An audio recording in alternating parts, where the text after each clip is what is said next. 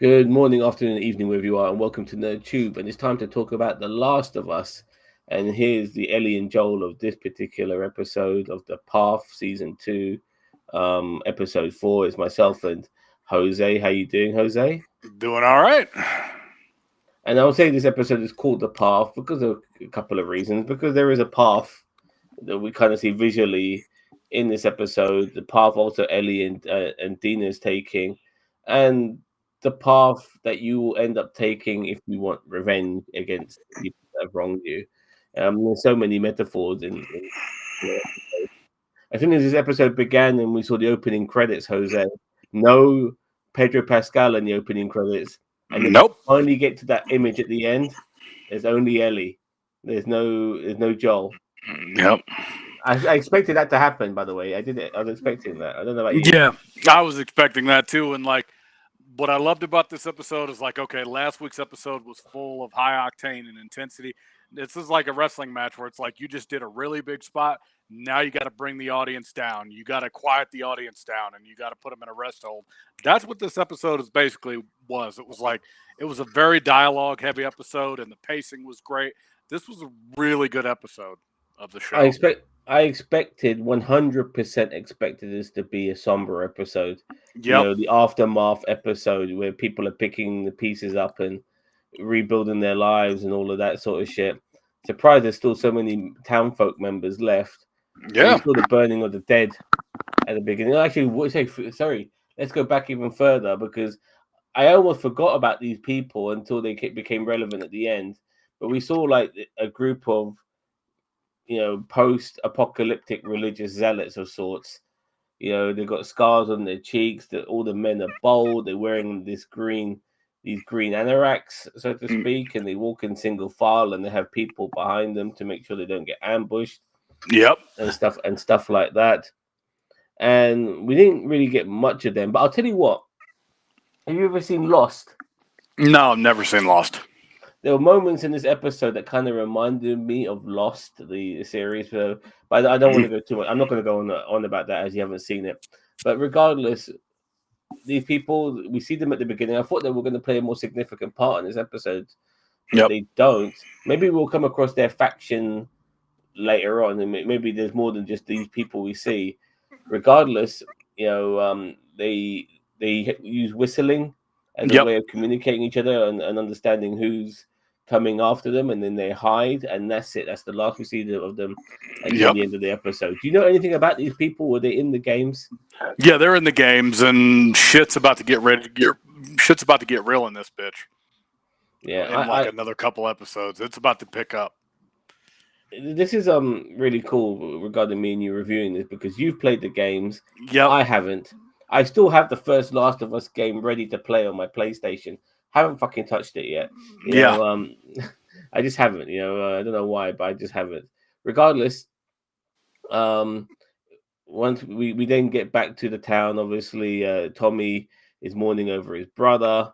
And now he's gonna have a bigger role to play for sure because he's now going. He's kind of inherited Ellie.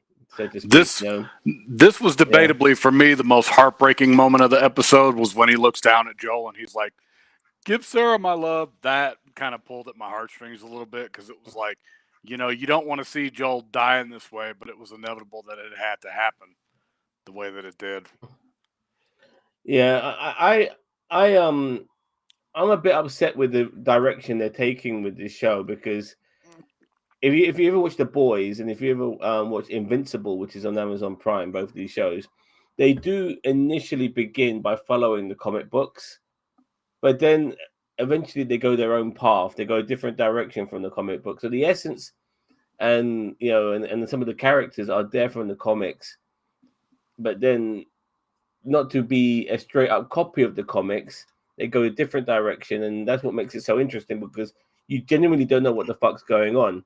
One of my biggest problems with this series is that, in a way, there is an element of laziness. I think people think to themselves, "Oh, this is such a great show. It's just like the video game." It is the fucking video. It's not just like the video game. It is the fucking video game, and that's actually a detriment because all you're doing is getting cutscenes from the game. Them on, from the game. anyone can do that. Like from other games. It's like that's not necessarily meaning you're like making an amazing fucking show. Thank God I actually haven't played the games, because Yeah. something like this would genuinely piss me off. It would genuinely piss me off because I want some originality. I want something that is not a carbon fucking copy. I want the essence and the spirit of the game without you having to be a fucking straight out copy of it. You know what I mean? Yeah. So Like I was telling yeah, Cheeto last week, like I'm like, what they should have done was they should have made it to where Joel like just gets fucked up to where it's like you don't necessarily kill him, but you beat him within an inch of his life, and that would have added a difference. But they got to follow the fucking game. And I oh also said that yeah. last week's episode was, I think last week's episode is going to be the peak in terms of action and in terms of like Ellie and Joel. I think that we've seen the peak. And I think the show is just going to go further down from here because for those of you that played the game, you know what I'm talking about. You know what's getting ready to happen. Welcome to our most loyal viewer in Daniel Vance. Yeah, the Yep. others. Yeah, that's what I was getting that vibe Yep. from Lost. By the way, I never finished watching Lost because I just they kept bringing in new threads and things to discover without resolving the other shit, and I just got fed up of remembering everything. Yeah, Bella Ramsey is killing Yeah, it, Daniel. I'll give yeah, you that. she's fantastic. She's Mm-hmm. absolutely fantastic. But the people who are complaining are nonsense. Daniel Yep. wants because they want a girl to salivate over. And that's why they are complaining about Bella Ramsey, because she doesn't look anything like the character of Ellie. But regardless, for me, it's more to do with the. I mean, does Joel really? There's no one's complaining about Pedro Pascal not looking like Joel. You Yeah. know, I've never heard one complaint. yeah, and the fact that Pedro Pascal is Latin American, and Joel isn't, but yeah, who cares about that? But yeah, we're gonna complain about Ellie, these fucking twats. Yep. Regardless. So we have we don't get any Abby in this episode, which was Nope. interesting. Or That's her going to crew. be, Or we did get that's a little bit of a crew. Yeah, that's Yeah. going to be, I think, episode 6 or 7, because I think they did say that they're going to stretch this out one more season. So I think I know where they're going to end it. It's going to end with Abby and Ellie fighting each other. Spoiler alert for those of you that play the game. I think that's where they're going to end the season, as they're just about to get ready to encounter each other, and they're like, to be continued. It'll be just like a comic book. Yeah, exactly. Just to quickly, before I continue talking about this episode, just to go back to what I was saying, what I want to see in this series is more elements of gameplay. Yep. Don't get me wrong, you are getting that in this show. You are definitely getting that in this show, but I want more of that and less of you just taking cutscenes and putting them on the screen. Because as far as I'm concerned, you're not really reinventing the wheel here. You're just doing the most easiest fucking thing possible to make a show. Yep. Anyway, but yeah, back to this episode. So we have Ellie learning how to fucking fight, and she's getting ready to go out on the street. But then, after Oh no! speaking Before that, like when she was in the hospital, she was freaking the fuck out. yeah, I'm glad you Yep. brought that up. I'm sorry for forgetting about that. She's got PTSD, Yep. and she sees Joel even when when she just can't stop seeing Joel getting killed. Yep. And she is freaking the fuck out. That community is very lucky to have like the facilities it does, the medical facilities, the doctors and stuff like that. Yeah, it's as close to a society before the outbreak as you could get. Daniel says the show was renewed for season 3 the day before season 2 premiere, so yeah, they're going to milk this one. Exactly. Yep. It's gonna be interesting how they do season 3, because there isn't any news of a Last of Us 3 game, which is interesting. But if anything, they would have brought one out by now. Yeah, but they haven't. So this time around, if they do a season 3, they genuinely have to figure it out without having to rely on the game for influence, which would be good in my opinion. Yeah. But okay, so back to we get Ellie wanting to, she's learning how to fight a little bit and all of that. And I think one of the reasons why they haven't made Abby so big is that they want Ellie to be able to fight her, because Abby in the game is swole as fuck. Yeah. But there's no way Ellie could fight her one-on-one if she looked like fucking China from the WWE. You know what I mean? So this way, I think keeping Abby, of a similar stature, will make it more of an even fight when Ellie does face her. Yep. But the townsfolk, they don't want to go after the people who killed Joel. They want to be more civilized. But at the same time, what they're allowing is that for outside factions to kill them and get away with it. And this is what pisses off Ellie. But at the same time, the town has been decimated. God knows how many people have been killed. Yeah. And people lost their family members to the horde. So it's not just Joel who's been killed. Obviously, Joel has been murdered. Everyone else was killed by zombies. But everyone kind of feels like, you know what? Where's my justice? Where's my retribution? Even though it's different because Joel was killed by other human beings. Still, they don't want to go through with any more of this shit. They're trying to pick up the pieces and rebuild their lives. So the majority of people in the council meeting says no, and so they don't. So the people of the town don't go after Joel's murderers, and so it's left for Ellie to go on their own. Yep. Yeah, Ellie and Dina, they have to strive their own path, and it was like, I thought that was a good scene when Jesse's character was like, just so you know, there's a chance that this is probably not going to happen, and that kind of pissed Ellie off because he did warn her beforehand when she was like learning how to fight, like, hey, just so you know, this shit's probably not going to happen because we're not getting ready to send 16 of our best out there just to try to avenge one guy that got killed. It'd be different if it was like a whole squad that got killed. Then we'd probably go after him. But it was just Joel that died. Okay, so Daniel Vaughn says, I'm interested in the infected evolution. The Stalker last week is just the beginning. Eager to see what abomination they'll give us next. Well, even though I haven't played the game, I have seen elements of the game. I'm not totally oblivious to it. Yeah, the Rat King, the big giant thing at the end. I think they're going to say. I think they're going to say that for season 3. Yep, that's a season 3. Yeah, season 3. Sure. I'm already going to call it now. Season 3 will be Abby. Season 3 will mostly be Abby. You're not going to see much of Ellie because half the game was Ellie, half the game's Abby. So I think this is going to be the end of Ellie's arc, so to speak, until the very, very end of season 3, and then they go from there. Yeah, there's many ways they can do that. I still, I think this like it could be like a tale of 2 stories with where they both meet at the end. Like this is all Ellie pretty much now for the rest of the season. But I know we're gonna get Joel flashbacks at some point, which I'll be honest with you, I'm not necessarily looking forward to. I'm not the biggest fan of flashbacks in shows and stuff like that. I like to continue going forward. Right. And I know they're going to bring out flashbacks just to add some emotional depth and show you the relationship between Abby and Joel and stuff like that. Because they kind of became father-daughter-ish near the end of season 1. Yeah. Even then, you didn't see them bond too much. You'll probably see that bond in the flashbacks of this season.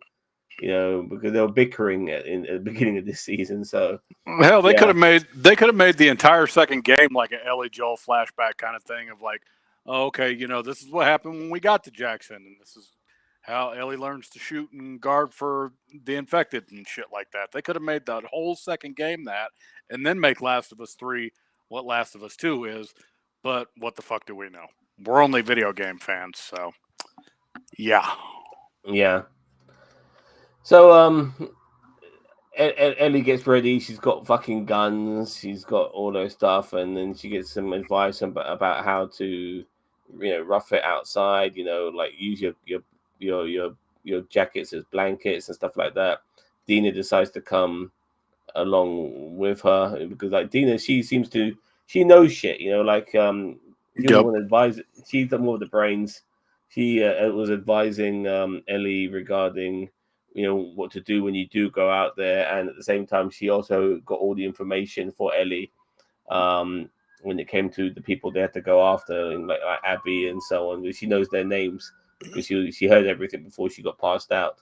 Yep. So yeah, they're on the road, and they're going to Seattle, and on the way to Seattle they pass Joel's grave. and this is a moment where Ellie's all emotional now, and she laid some coffee beans. Yep. Because Joel Joel. loved his coffee. He loved his coffee. Yeah, he did, didn't he? Yeah. Yep. Didn't I don't matter think how it was, but yeah. that seemed like more of the game than in the show. I can't really recall in the show him loving coffee that much. They would mention that he loved coffee in the game, but not like they did here. Yeah, fair enough. And we've got a bit more of Tommy in this episode. I think he's going to have a bigger role to play. Yeah. But he was one of the few people I believe in the video game wanted revenge for Joel. Yep. But this time around, he seems to be a bit more passive. I think because he's a father and a husband. He doesn't want to. He doesn't want to die and leave his family, fatherless. Yeah. So he decides to stay. You have to do some differences between the game and the I'm happy with TV that. show, and I'm glad that they did it that way. I'm like, all right, good. I like the fact that Tommy's like more conservative. Like he's like, okay, I get where you're coming from, but I'm not gonna do this. I think if anything, I think the plot twist is gonna be Maria will probably end up being the one to go with them and say, all right, you want this, fine, let's fucking go, type thing. And then Tommy will be the one that stays behind and takes care of Jackson. Maria being Tommy's wife. Yep. Possibly. Yeah. There's a chance they could do that, but I don't know if they will. Well, one of the twists we did get in the game was that fascist guy who doesn't like lesbians, but then all of a sudden he's like done a 180. He's kind of like realized the errors of his ways. Yep. And I genuinely do believe, I don't think he was putting it on. I genuinely do believe that he but last week he apologized for his behavior for what he did in episode 1. Yeah.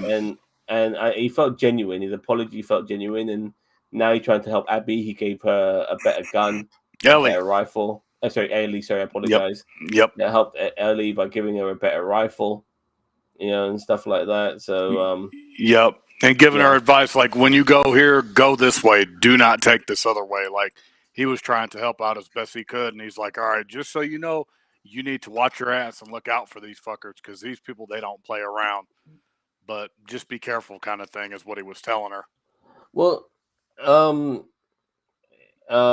what the hell's her name again? It just disappeared. Her friend Dina, like she had some knowledge on the WLF. Yep. They're like a faction, and I think they're based in Washington. Yep, Washington Liberation Front. Are they Washington State or Washington DC? They didn't say. Okay, but if it's Washington State, it makes more sense because they're in Seattle. Yep. Yeah. So, regardless, they assume that they're just a small group. They just think that Abby and her crew of cronies that's the group. That's them. Yeah, that ain't it. That ain't it. It's a whole motherfucking army that they're gonna have to fight through. Yeah, and the funny thing is that after Abby ends up dealing with, like, saying her condolences for Joel and stuff, her and Dina get back on, and they have a moment in the tent together, and I have to say Dina's definitely leading her on, man. You know what I mean? Oh yeah. Oh yeah. For sure. Yeah, for sure. She was like, yeah, what would you rate my kiss? A 6. And then she goes, fuck you, 6. That was funny. You need a little bit of comedic relief in this episode, and that was your comedic relief moment. I'm wondering how much of the Seraphites we will see. Ellie and Dina didn't interact with them much in the game. They were more Abby. Were they the people with the scars? Yep. Okay. Okay, fair enough. Okay, yep. Fair enough. Yeah, so they are part of Seattle State. Sorry, Washington State. Yep. Washington DC. Okay, so but that was a cool little moment. Nothing happened to them while they're in that tent as well, and so that I'm glad that's the case as well. We don't need any unnecessarily tense moments. It was just them having a conversation and stuff like that. It'll get that way later on in in the show because it was that way in the game. So they're not going to do anything yet, but it'll Yeah. get there. Yeah. Anyways, so they're now back on the road, and we're already coming to the end of this episode. Funnily enough, Yeah. And this is the thing, I actually thought, oh my god, they now approach. They come across that guy's body. I thought that guy was playing possum at first. I thought that too. And I thought, oh my god, now they've come across this moment in the episode, which we saw at the very beginning of the episode. And I thought when those guys were whistling, they were whistling because of Ellie and Dina, But no, we find out after checking the guy's body that he's been turned into Swiss cheese. Yep. And he's dead. And then they investigate the rest of the forest, and they find a whole fucking bunch of these what they call seraphites. Yep. That whole squad. Yeah. That whole squad got fucked up, son. That's what happened. Well, they don't have any guns. They've got fucking hammers. Yep. You know what I mean? They're like the bloody the Amish of fucking the post-apocalypse. We don't do guns. We do fucking hammers. Yeah, the way the Seraphites think, they're kind of like the Amish. Like, oh, we don't use guns, knives, all that kind of bullshit. We got our bare fists and we use hammers, and that's how we like to fight. Compared to the very, very end of the episode where the WLF, yeah. And this is the funny thing, because all of these organizations post-apocalypse, they could just work with each other. The Fireflies, the Seraphites, the WLF, they would be better for it. But no, they faction themselves off from each other. But we end up we see Ellie and Dina now after investigating all of that shit, and there was no jump scares or anything like that. They came across the aftermath. Yep. And those bodies look like they've been dead for a few days at least. Yeah. They've been dead for at least a week. Yeah. And so now we come across they're coming across Seattle. Some really good, I don't know, was it matte paintings or whatever, CGI, I don't know, but seeing the earth recapturing Seattle, the moss and the grass and everything growing everywhere. If you don't weed it out, it ends up encroaching it. Yeah. The attention to detail. The one thing I'll never say bad about this show is the attention to detail is damn near perfect to the video game. They nail that with the environment aspect of it. They've done that right. If they get one thing right from the show, it's going to be that is the authenticity of the show. It is interesting how they haven't come across any infected at all on their journeys. Not once. Yeah. Okay. And they finally arrived in Seattle, and there we see the Falcon. Funny enough, I call him the Falcon, but you know who he is. The character. He's from Captain America: The First Avenger. Yep. The new Falcon. Danny Ramirez, the actor. I forgot what character he's playing. He's on Watchabout and stuff like that, and he does a call in, and then next thing you know, we see the WLF, and we see their numbers, and their numbers are fucking big. Yeah, Ellie and Dina are about to have a hell of a fight on their hands, I think, this next episode, because in the game, that's pretty much what happens is they encounter the WLF, and they have to go through a whole fucking squad of these motherfuckers just to get information about all right, where the fuck is Abby? Because Ellie is going to be consumed with this Abby chick, and it's about to get a whole lot worse. And we won't get it all here because we're only about to be 4 episodes in as of next week, and that's why they're doing season 3, like we said. It's at this point of the show where it makes me realize, is revenge worth it? Yep. I mean, is revenge really worth it? I mean, I know I've been really wronged in the past, and I've never got my comeuppance. I'm not sure if that's the same with you, Jose. Oh, yeah. I mean? I at the end of the day decided, it's not worth it. I'm like, no, it ain't worth it to seek revenge. It's worth it to just, fuck off and pretend that they're dead and that they don't exist. And the best revenge you can have is live well for yourself. That's pretty much the way I look at it. Yeah. I'm wondering about the animals in the game. Animal carriers, but weren't affected the same way by the cordyceps. I'd love to see more testing going on, even a simple one or sentence. Yeah, but me too. We Yeah, just it's a have to good know point. how many scientists are still available, because it's like 25 years after the apocalypse. Yep. Within that 25 years, there's nobody really having an education of sorts. So the only scientists available are the ones who have survived and are still alive today, and those motherfuckers will be old. You know what I mean? Yeah. Yeah. If yeah, so it's going to be interesting to see if they have the scientists who are able to help them. I mean, even you think about it, even the doctor at that at the base, like how is he able to be? He looks like he's like 35 years old. He would have been 10 when the apocalypse started.